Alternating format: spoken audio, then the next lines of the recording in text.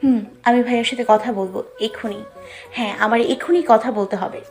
এভাবে তো চলতে পারে না। মিষ্টু কাপড় থেকে নিজেকে ছাড়িয়ে দৌড়ে আকাশের রুমে যায়। গিয়ে দেখে আকাশ বাবা মার ছবির সামনে দাঁড়িয়ে কান্না করছে। দরজা থেকে মিষ্টু ডাকে, ভাইয়া। কি হয়েছে বোন? তুই কাঁদছিস কেন? কে কি বলেছে বল আমাকে একটু। এই বোন, বল না কি হয়েছে। আকাশ উত্তেজিত হয়ে মিষ্টুর কাছে আসে। মিষ্টু ভাইকে জড়িয়ে ধরে কান্না করে দেয়। ভাইয়া, আমি পারবো না এভাবে বাঁচতে, ভাইয়া পারবো না। এই বোন, কি হয়েছে তোর? কি সব আবল তাবল বকছিস? কে কি বলেছে? কি হয়েছে, কি বলবি তো আমায়? তুমি রিয়া আপুকে বিয়ে করে নাও ভাইয়া। তোকে বলছি না এসব নিয়ে কখনো কথা বলবি না, এটা সম্ভব না। কেন সম্ভব না? আমি তোমার কাছে আছি বলে, তাই তো? ঠিক আছে, আমি আজই এ বাড়ি থেকে সারা জীবনের জন্য চলে যাব। কি বলছিস এসব? ঠিকই বলছি। তুমি আমার জন্যই তো নিজেও কষ্ট পাচ্ছ, আপুকেও কষ্ট দিচ্ছ। তোকে কে বলেছে এসব? আমি তখন ছাদে তোমাদের সব কথা শুনেছি। আমার কষ্ট হবে বলে তুমি তোমার ভালোবাসাকে বুকে মাটি চাপা দিয়েছো। এমন কিছুই না, তুই ভুল ভাবছিস বোন। না, আমি কিছুই ভুল ভাবিনি, এটাই সত্যি। আর আমি যত দিন বেঁচে আছি তুমি এমনটাই করবে।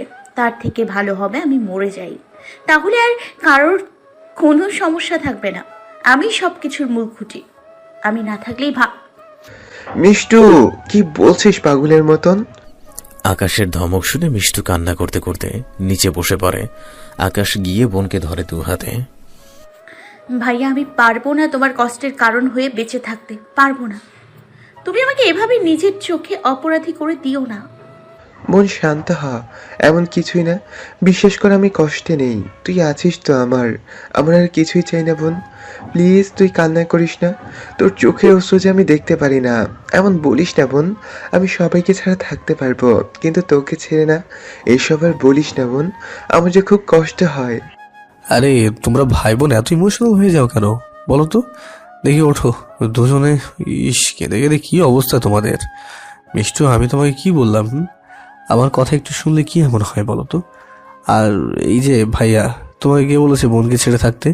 তোমার বোনকে তোমার থেকে কেউ কোনোদিনই আলাদা করতে পারবে না, বুঝেছো? হ্যাঁ ভাইয়া, আমি এখন যেমন আছি তোমার কাছে আছি। সারা জীবন এইভাবেই থাকবো। আমাদের কেউ আলাদা করে দিতে পারবে না। তুমি শুধু শুধু ভয় পাচ্ছ। তাই তো। আর তুমি ভুলে কেন যাচ্ছ মিষ্টু তোমার বোন? তুমি তোমার বোনকে সব কিছু থেকে নিজেকে রক্ষা করতে পারার সব কিছুই তো শিখিয়েছো। আর তাছাড়া আমরা সবাই তো আছি নাকি?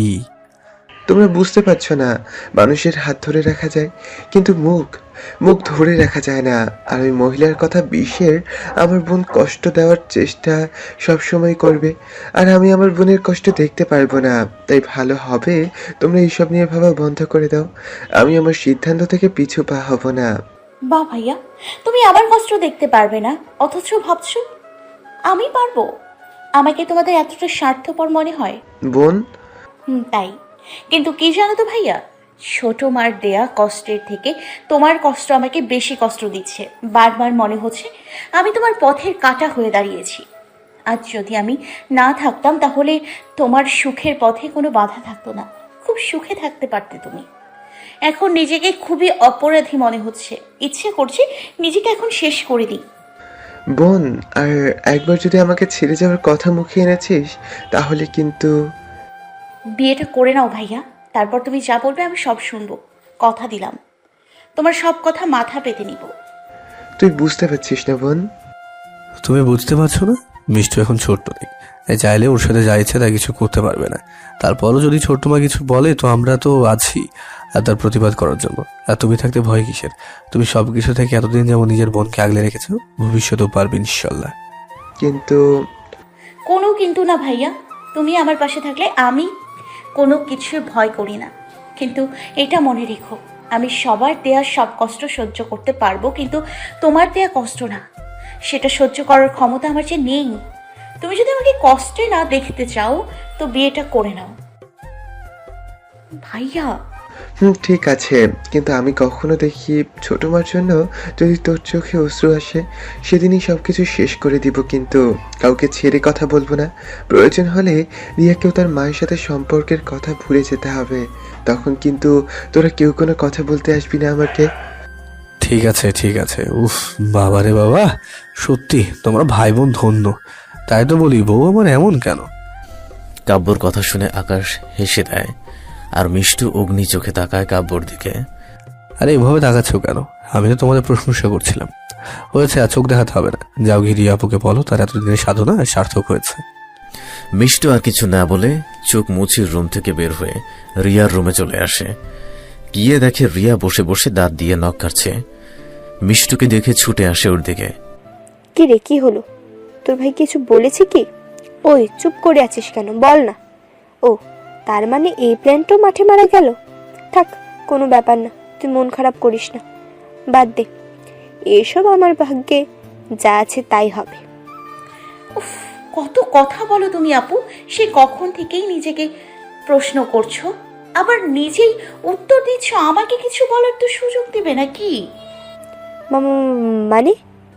তোমার মানেটা হলো ফাইনালি তুমি আমার ভাবি হচ্ছ। কি?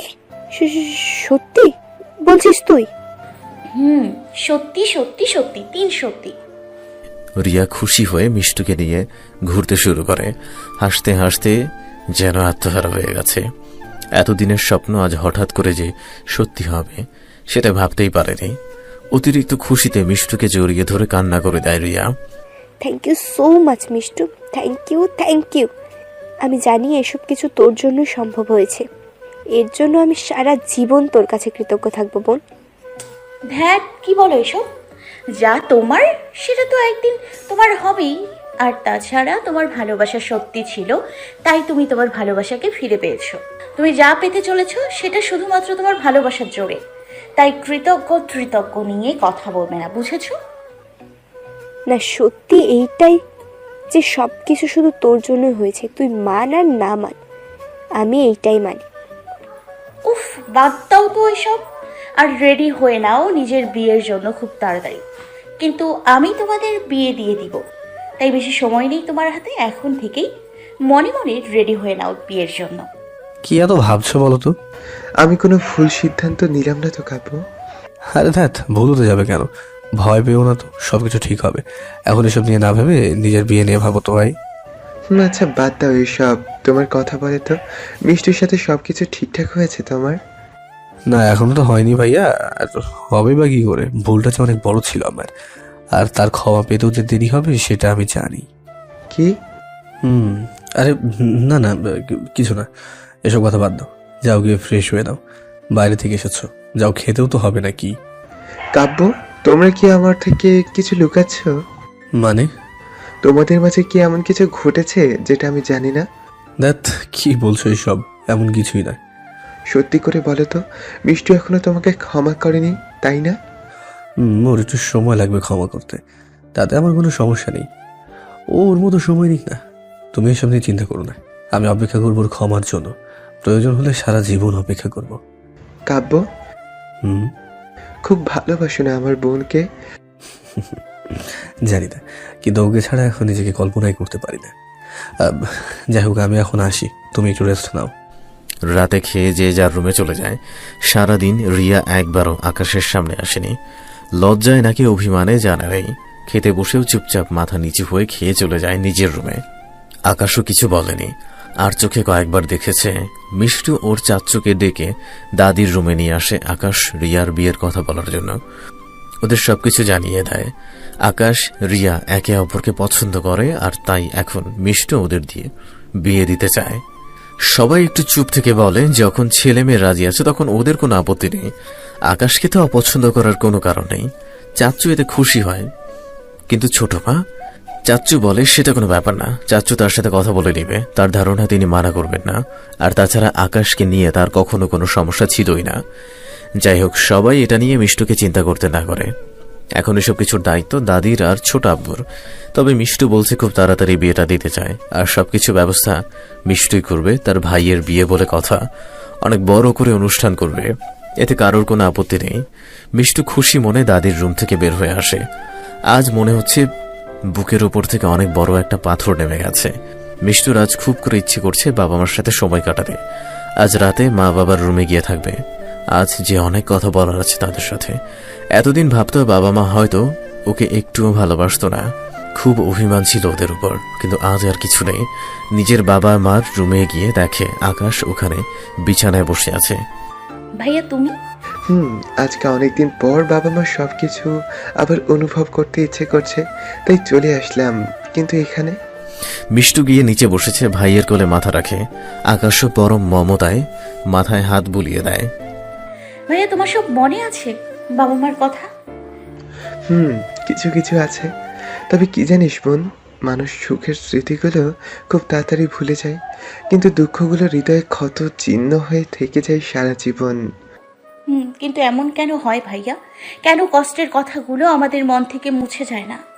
কেন চাইলেও সব কিছু ভুলে যেতে পারি না আমরা? ওগুলো কথা যখনই মনে হয় তখনই কষ্টগুলো যেন 1000 গুণ বেড়ে যায়। তখন বুকে খুব ব্যথা করে, মনে হয় এই বুঝি মরে যাব। কিন্তু না, মৃত্যু এত সহজে ধরা দেবে না। জানো তো ভাইয়া, কিছু কিছু কষ্ট এমনও হয় যেটা মানুষকে তিলে তিলে শেষ করে দেয়। সেটা অন্য কারোর চোখেই পড়ে না, আবার কখনো কখনো সেটা দেখেও আমরা তার গুরুত্ব দিই না। বোন, এই বোন, হ্যাঁ ভাইয়া। কি হয়েছে তোর? কি বলছো? কি হবে আমার? এভাবে কথা বলছিস কেন তুই? কি লুকানোর চেষ্টা করছিস আমার থেকে? বলতো, আমার সেই প্রথম দিন থেকেই যেন মনে হচ্ছে তুই। উফ ভাইয়া, তুমি না একটু বেশি ভাবো। এমন কিছু না। কোথায় তোমার বোনের প্রশংসা করবে কি সুন্দর, সে কষ্ট নিয়ে পিএইচডি করেছে তার। তুই আমাকে ভয় পাইয়ে দিয়েছিলি, আমি তো ভাবলাম। কি ভাবলে তুমি? বলো তো দেখি, তোমার ভাবনা নিয়ে পিএইচডি করতে পারি কিনা। থাক, অনেক রাত হয়েছে, তোমাকে আর পিএইচডি করতে হবে না, গিয়ে ঘুমিয়ে পড়ো। আরেকটা কথা শুন না বোন, কাব্য তোকে সত্যি খুব ভালোবাসে, একবার ক্ষমা করে দে না ওকে। সত্যি অনেক রাত হয়েছে ভাইয়া, তুমি গিয়ে ঘুমিয়ে পড়ো, আমি আসছি। বোন দেখ, ভুল মানুষ মাত্রই হয়, আর তাছাড়া ও যখন নিজের ভুল বুঝতে পেরে তোর কাছে ক্ষমা চাইছে, তখন তোর উচিত ওকে ক্ষমা করে একটা সুযোগ দেওয়া। সব কিছুর ক্ষমা হয় না ভাইয়া। কি এমন করেছে ও যে ক্ষমা করা যায় না? নাকি তোদের মাঝে এমন কিছু হয়েছে যেটা আমরা কেউ জানি না? যদি সত্যি বড় কিছু হয়ে থাকে তো আমাকে বল, আমি কাব্যের সাথে বোঝাপড়া করব। এমন কিছু হয় না ভাইয়া, তুমি শুধু শুধু চিন্তা করছো। আর হ্যাঁ, তোমাকে তো আসল কথা বলাই হয়নি। আমি ছোট আব্বু দাদির সাথে তোমার আর রিয়া আপুর বিয়ে নিয়ে কথা বলেছি, তাদের কোনো আপত্তি নেই। একদম কথা ঘোরানোর চেষ্টা করবি না। আমি এখন যেটা বলছি সেটার উত্তর দে। কি হয়েছে তোর আর কাব্যের মাঝে?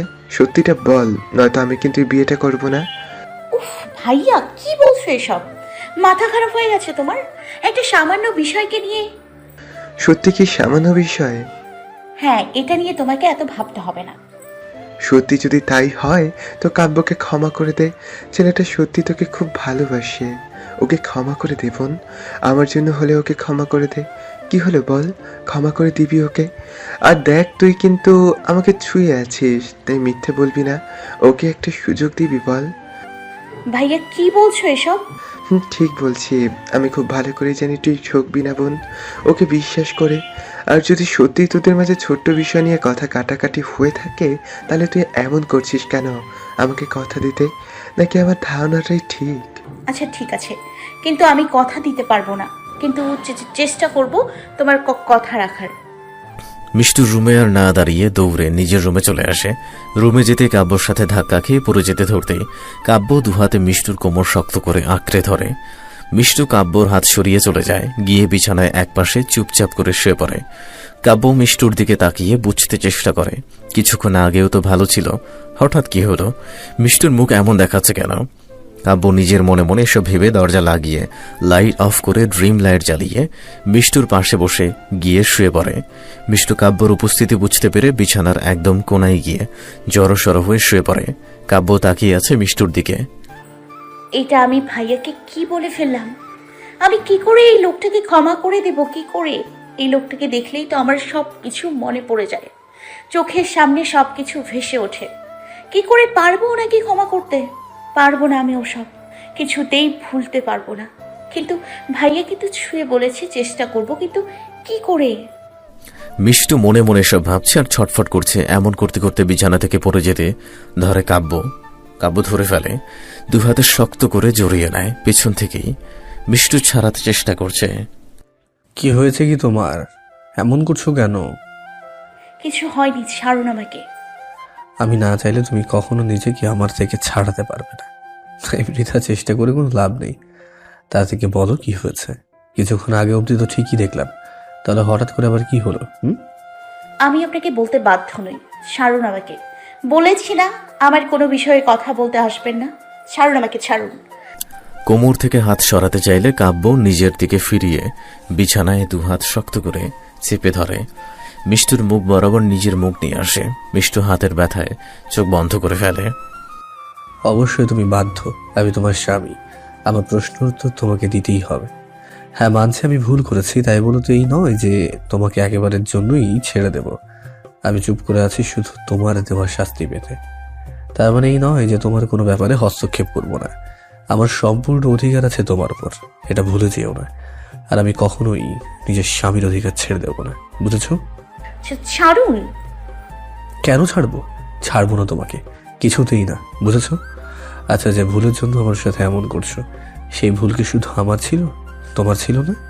তুমি কেন নিজের স্ত্রীর অধিকার জোর করে নাওনি? তুমি যদি নিজের অধিকার প্রয়োগ করতে, তাহলে হয়তো আজ অন্যরকম হতে পারতো সবকিছু। একবার নিজের অধিকারটা ফলিয়ে দেখতে, আমি তোমাকে ফিরিয়ে দিই কিনা।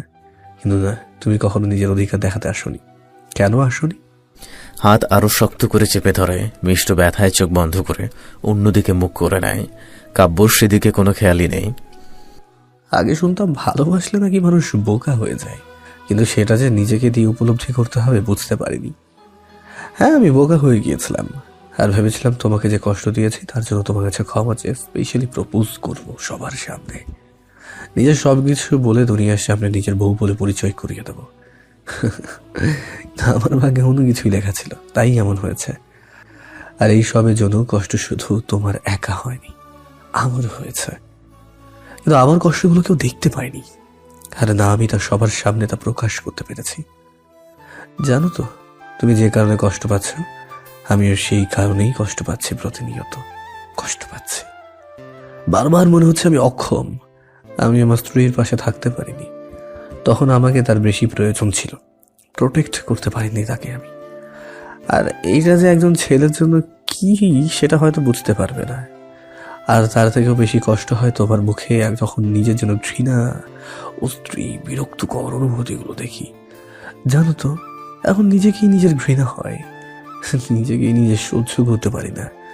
তবুও তোমার কাছেই বারবার ফিরে আসি, তোমার একটু ক্ষমা, একটু ভালোবাসা পেতে।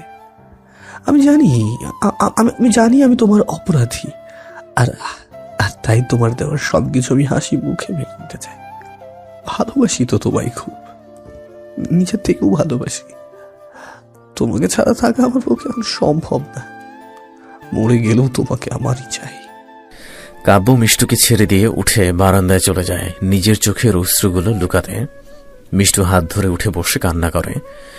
কি বলে গেলেন উনি? আমার চোখে ওনার জন্য ঘৃণা দেখতে পান? সত্যি কি ঘৃণা করি আমি ওনাকে? আপনি সত্যি আমাকে কখনো চিনতে পারবেন না, কখনো না। আর আজ আবার সেটার প্রমাণ করে দিলেন। আমার সবচেয়ে বড় সমস্যা কি জানেন? এই ঘৃণা, যেটা চাইলেই আমি করতে পারি না, আপনাকে কিছুতেই পারি না। হ্যাঁ, না পারছি আপনাকে ঘৃণা করতে, আর না পারছি আপনার উপর নিজের রাগ দেখাতে, আর না পারছি সব কিছু ভুলে যেতে। মরে যাচ্ছি আমি নিজের সাথে যুদ্ধ করতে করতে, শেষ হয়ে যাচ্ছি আমি। সত্যি, যদি আপনাকে ঘৃণা করতে পারতাম তাহলেই বোধহয় ভালো হতো, এত কষ্ট হতো না আমার। কিন্তু পারছি না তো, ঘৃণা করতে পারছি না। কি করে পারবো? ভালোবাসি তো, হ্যাঁ এখনো বাসি। আপনি যে আমার জীবনের প্রথম পুরুষ যাকে নিজের সবটা দিয়ে ভালোবেসেছি। হ্যাঁ, আপনি আমার কাছে আসলে আমার অস্থিরতা হয়, কারণ আমি আপনার সামনে নিজেকে শক্ত করে ধরে রাখতে পারি না, দুর্বল হয়ে পড়ি আপনার উপর। আর আমি চাই না আপনার উপর দুর্বল হতে, আর দুর্বল হতে চাই না আমি। তাই তো পালিয়ে পালিয়ে চলি আপনার থেকে। আবার নতুন করে আঘাত সহ্য করার ক্ষমতা যে নেই আবার। কেন চলে যাচ্ছেন না? কেন কেন এভাবে আমাকে শেষ করে দিচ্ছেন কেন? মিষ্টু কান্না করতে করতে ঘুমিয়ে পড়ে একসময়, আর কাব্য এখনো বারান্দায় দাঁড়িয়ে আছে। 3 ঘন্টা পর কাব্য রুমে আসে, এসে দেখে মিষ্টু তখনকার মতো এক কোনায় গিয়ে জড়সড় হয়ে ঘুমিয়ে আছে। কাব্য গিয়ে মিষ্টুকে নিজের বুকে নিয়ে কপালে ঠোঁট ছুঁয়ে দেয়। তখন রেগে হাত শক্ত করে ধরেছিল ওই জায়গাগুলোয় হাতের আঙুলের ছাপ পরে লাল হয়ে আছে। কাব্য হাত দুটোতে গভীরভাবে ঠোঁট ছুঁয়ে দেয়। সরি জান, তুমি আঘাত করতে চাইনি, কিন্তু রাগে তোমাকে ব্যথা দিয়ে ফেলেছি। কি করব, আমি যে সহ্য করতে পারছি না। তোমার এই অবহেলাগুলো কিছুতেই মানতে পারছি না। না, অনেক হয়েছে। আর তোমার উপর সবকিছু এভাবে ছেড়ে দিয়ে থাকলে হবে না। আমারই ভুল, আমি তোমার শাস্তির আশায় বসে আছি। কিন্তু তুমি যে আমাকে শাস্তি দিতে পারবে না সেটা আমার খুব ভালো করেই জানা হয়ে গেছে। এখন থেকে যা করার আমাকেই করতে হবে। তোমার মন থেকে এসব কিছু ভুলিয়ে দিতেই হবে, আর তার জন্য আবার আগের মিষ্টুকে ফিরিয়ে আনতে হবে। কাব্য এসব বলতে বলতে মিষ্টুকে বুকে জড়িয়ে কাব্য ঘুমিয়ে যায়। সকালে মিষ্টুর কিছু একটা শব্দে ঘুম ভাঙে। ঘুম থেকে উঠে অবাক হয়ে দেখে মিষ্টুর যত জামা ছিল সব জামা কাপড় নিচে কুচি কুচি করছে কাব্য, একটা জামাও আর আস্ত নেই। এগুলো দেখে মিষ্টুর লাফিয়ে নিচে নেমে কাব্যর হাত থেকে কেচিটা নিয়ে নেয়। আর নিলেই বাকি, না নিলেই বাকি, যা করার কাব্য তো সব করেই ফেলেছে। কাব্য মিষ্টুকে দেখে কিছুই হয়নি এমন ভাব করে একটা হাসি দিয়ে উঠে বিছানায় বসে ফোন নিয়ে নাড়াচাড়া করতে থাকে। মিষ্টু রেগে তেরে আসে। এসবের মানে কি? কোন সবের? আপনি আমার জামা কাপড় এইভাবে নষ্ট করলেন কেন? ও, ওগুলো জামা কাপড় ছিল বুঝি? মানে কি? আপনি কি সকাল সকাল আমার সাথে ফজলামি করছেন? এখন আমি কি করব? সবগুলোই তো কেটে কুটে শেষ করে ফেলেছেন। আরে দেখ, তুমি কাব্য চৌধুরীর স্ত্রী হয়ে সামান্য জামা কাপড়ের জন্য এত দুঃখ পাচ্ছ? ছি ছি ছি, ভাবা যায়? হ্যাঁ, থাকবো, কষ্ট পেও না, তোমার স্বামী তো আছে নাকি? চুপ করুন, আর একটা কথা বলবেন না। আপনি কেন করেছেন এসব? আরে আরে, এমন করছো কেন বলো তো? আমি তো সবকিছু নষ্ট করিনি। আলমারিতে দেখো তোমার জন্য কত সুন্দর সুন্দর শাড়ি রাখা আছে পরার জন্য, আর আমি চাই তুমি সবসময় শাড়ি পরে থাকবে। কি সব জামা কাপড় পরো, কেমন যেন পিচি পিচি লাগে, একদমই বউ বউ ফিলিং আসে না, বুঝেছো? না, বুঝিনি। আমার এত বোঝার ইচ্ছে নেই। আমি শাড়ি পরবো না, কিছুতেই না। আপনি কি ভেবেছেন এসব করেই আমাকে শাড়ি পরাতে পারবেন? কখনোই না। এটা আপনার ভুল ধারণা। আর হ্যাঁ, আমার গ্রামেও না অনলাইন শপিং করা যায়, বুঝেছেন? আমি এখন আবার জামা কাপড় অর্ডার করব। মিষ্টু ফোন বের করে হাতে নিতে কাব্য নিয়ে নেয়। ফোন বিছানায় ফেলে দিয়ে মিষ্টুকে কোলে নিয়ে ওয়াশরুমের শাওয়ারের নিচে দাঁড় করিয়ে শাওয়ার অন করে দেয়। মিষ্টু সরে আসতে চাইলে কাব্য শক্ত করে ধরে রাখে। ঠান্ডা পানিতে দুজনেই ভিজে একাকার হয়ে যাচ্ছে। কি হচ্ছে কি? যেতে দিন। আমি যখন বলেছি তুমি শাড়ি পরবে মানে পরবে, বুঝেছো? মিষ্টু কাব্যর হাত মুখ থেকে সরিয়ে দিয়ে যেতে ধরে। কাব্য আবার কোমর ধরে আগের জায়গায় নিয়ে আসে। সমস্যা কি আপনার? পারবো না আমি, শুনেছেন আপনি? পড়তে তো তোমাকে হবেই। আমি আমার বউকে ফিরে পেতে চাই, যেটাই বাড়িতে এসেছে হারিয়ে গেছে।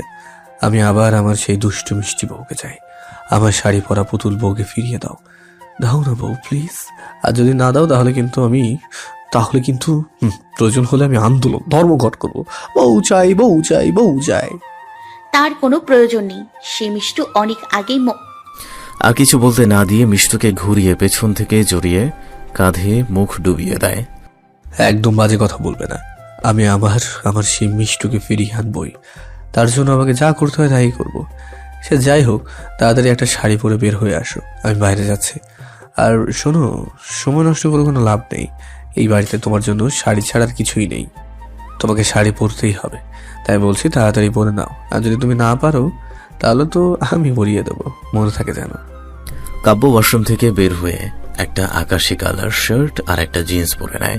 তারপর মিষ্টুকে ডাকতে থাকে। এমনিতে সকালবেলা তার উপর শাওয়ারে ঠান্ডা পানি, মিষ্টুর অবস্থা আরো খারাপ। আর জেদ করেও তো কোনো লাভ নেই। একটা আকাশি কালার জামদানি কাতান শাড়ি দেখতে পায় ওয়াশরুমে রাখা, আর ওটাই পরে নেয়। রেগে কাব্যর 14 গোষ্ঠী উদ্ধার করতে করতে ওয়াশরুম থেকে বের হয়ে যায়। গিয়ে দেখে কাব্য বিছানায় চুপচাপ বসে আছে। মিষ্টুকে দেখে কাব্য এগিয়ে আসে। মিষ্টু কিছু বলতে যাবে তার আগেই ওকে নিয়ে আয়নার সামনে বসিয়ে মাথার চুল মুছে দিতে শুরু করে। মিষ্টু উঠতে ধরলে আবার জোর করে বসিয়ে দেয়। উফ, এই সব সময় এমন করো কেন তুমি? এক দণ্ড কি একটু চুপচাপ থাকা যায় না তোমার? না, থাকা যায় না। আর আপনি এসব কেন করছেন? দেখুন, এসব বাড়াবাড়ি একদম করবেন না। এগুলো করে কোনো লাভ হবে না আপনার। আমি তো লাভ ক্ষতির কোনো হিসাব করছি না, তাহলে তুমি কেন করছো? কাল আমাদের জীবনে কি হবে না হবে সেটা তো আমরা কেউই জানি না। তাহলে কি হবে এই লাভ ক্ষতির হিসাব করে? আমার কাছে আজ আছে আর আমি আমার আজকে আমার মতো করে বাঁচতে চাই। আর আমি আমার স্ত্রীকে যেভাবে ইচ্ছে সাজাবো, ভালোবাসবো, এতে কার কি বা কে কি ভাবলো তাতে আমার কিছুই যায় আসে না। আর তাছাড়া সবার ভালোবাসা এক সমান হয় না, এক একজনের ভালোবাসা এক এক ধরনের হয়ে থাকে, আর সেগুলো তারা সেভাবেই প্রকাশ করে। ধরে নাও না এটাই আমার ভালোবাসা। চাই না আপনার ভালোবাসা। তুমি চাও আর না চাও, ভালো তো বাসি তোমাকে, আর এইভাবেই বাসবো সারা জীবন। হয়েছে, আর একটা কথা বলবে না। তোমার স্বামী আমি, তোমাকে ছোঁয়ার অধিকার আছে আমার, তাই বারবার বাধা দেওয়ার কোনো প্রয়োজন নেই। আর আমি কখনোই তোমার সাথে নিজের অধিকারের বাইরে গিয়ে বাড়াবাড়ি কোনো রকম কিছু করব না। কাব্য মিষ্টুকে একে একে হাতে চুড়ি, কানে দুল, গলায় আলগা একটা প্যান্ডেল যুক্ত হার পরিয়ে দেয়। চোখে একটু কাজল দিয়ে ঠোঁটে একটু কমলা কালার কাঠ লিপস্টিক লাগিয়ে দেয়। তারপর নিজের শার্টের উপর কালো কুটি পরে নেয়, হাতে ঘড়ি পরে চুলগুলোকে সেট করে মিষ্টুর হাত ধরে নিচে নেমে আসে সিঁড়ি দিয়ে। নামার সময় সবাই ওদের দিকে হাঁ করে তাকিয়ে থাকে। দাদি এগিয়ে এসে দুজনের নজর যাতে না লাগে তার জন্য দাঁত দিয়ে একটু আঙুল কেটে দেয়। দাদি, মাশাআল্লাহ, তোমাদের দুজনকে খুব সুন্দর লাগছে। এতদিন পর আজ আমার নাতনিকে দেখে মনে হচ্ছে বিয়ের পর জামাইয়ের সাথে এসেছে। এতদিন তো কেমন যেন একটা রক্তশূন্য মানুষের মতো ছিলি, কোনো সাজগোজ কিছুই ছিল না। কিন্তু আজ তোদের দেখে চোখ জুড়িয়ে যাচ্ছে। নতুন বিয়ে হয়েছে তোদের, কোথায় সুন্দর করে সেজেগুজে পরিপাটি হয়ে থাকবে তা না, কাজের মেয়ে রহিমা সেজে থাকে সবসময়। শুন, এখন থেকে এভাবেই থাকবি, বুঝলি? ডোন্ট ওয়ারি সুইটহার্ট, এখন থেকে তোমার নাতনি এভাবেই যাতে থাকতে পারে আমি তার সব ব্যবস্থা করে দিয়েছি। ভালো করেছো, তুমি পারবে ওকে ঠিক করতে। তা তোমরা কি কোথাও ঘুরতে যাচ্ছ? হ্যাঁ, কিন্তু শুধু আমরা না, আকাশ ভাই আর রিয়া আপু আমাদের সাথে যাচ্ছে। আসলে আমি তো অনেকদিন থেকে এখানে এসেছি, কিন্তু কোথাও ঘুরতে যাওয়া হয়নি। আর তাছাড়া আমি এর আগে কখনো গ্রাম দেখিনি, তাই আজ ওদের সবাইকে নিয়ে একটু ঘুরতে যাবো ভাবছি। খুব ভালো করেছো। তা তোমরা আগে খেয়ে নাও, তারপর বেরিয়ে পড়ো, কেমন? দাদি গিয়ে খাবার টেবিলে বসে পড়ে। মিষ্টু কাব্যর হাত ঝাঁকিয়ে ফিসফিসিয়ে বলে, আপনি মিথ্যে বলেন কেন দাদিকে? কোথায় মিথ্যা বললাম, সত্যি তো আজ আমরা 4 জন ঘুরতে যাচ্ছি। আরে বোকা, তোমার ভাই ভাবিকে একটু আলাদা সময় দেওয়া উচিত, আর সেটাই বাড়িতে থেকে হবে না, তাই এই ব্যবস্থা করেছি। যদিও এতে আমার লাভ আছে, এই সুযোগে ভবিষ্যতে একটু ঘোরাঘুরিও হবে, সাথে একটু আধটু রোম্যান্স, কি বলো? কি হলো, ওখানে দাঁড়িয়ে আছিস কেন? খেতে আয়। আসছি সুইটহার্ট। মিষ্টুর হাত ধরে খাবার টেবিলে নিয়ে বসে পড়ে। তখন আকাশ আর রিয়াও আসে। দুজন দুজনকে দেখে কিছুক্ষণ তাকিয়ে থাকে একে অপরের দিকে। রিয়া একটা হলুদ সাদা মিশ্রণ লং জামা চুড়িদার পরেছে, এক হাতে হলুদ সাদা চুড়ি, অন্য হাতে ঘড়ি, চুলগুলো ছেড়ে দেয়া, চোখে কাজল, ঠোঁট গোলাপ লিপস্টিক। আকাশ সাদা শার্ট, কালো জিন্স, হাতে ঘড়ি, চুলগুলো সেট করা। আকাশের চুলগুলো এমনিতে দাঁড়িয়ে থাকে। সবাই বলে রাগ বেশি হলে নাকি ছেলেদের চুল এমন হয়। যাই হোক, আজ 4 জনকে খুব সুন্দর লাগছে দেখতে। ওরা খেয়ে দিয়ে বাড়ি থেকে বের হয়ে যায়। আকাশ আর রিয়াকে একটা গাড়িতে যেতে বলে কাব্য, আর মিষ্টু কাব্য এক গাড়িতে যাবে বলে। আকাশের গাড়ি আকাশ চালিয়ে যায়। আকাশ রিয়াকে কিছু বলতে চায়, কিন্তু রিয়া না দেখার ভান করে জানালার পাশে মুখ করে থাকে। আকাশ আস্তে আস্তে গাড়ি চালিয়ে যায়, আর এই দিকে মিষ্টু জেদ করে দাঁড়িয়ে থাকে। সে যাবে না কাব্যর সাথে। ওর ভাইকে আলাদা সময় দেওয়ার দরকার ছিল, দেয়া হয়েছে। আকাশ আর রিয়া তো একসাথে আছে, ওদের এখন তো আর কোনো সমস্যা নেই। তাই ও বাড়িতে যেতে ধরে। কাব্য মিষ্টুর হাত ধরে আটকে দেয়। সমস্যা কি তোমার? হ্যাঁ, আপনি আপনি সব থেকে বড় সমস্যা। আচ্ছা দেখুন, আপনি বলেছেন ওদের সময় কাটাতে দিতে, তো ওরা তো একসাথে আছে, আর তো দুজন দুজনকে খুব ভালো করেছেন আর ভালোবাসে তাই। আরে মাথা মুঠা, কেন বুঝছো না? ওদের মধ্যে এখন মান অভিমানে পালা চলছে।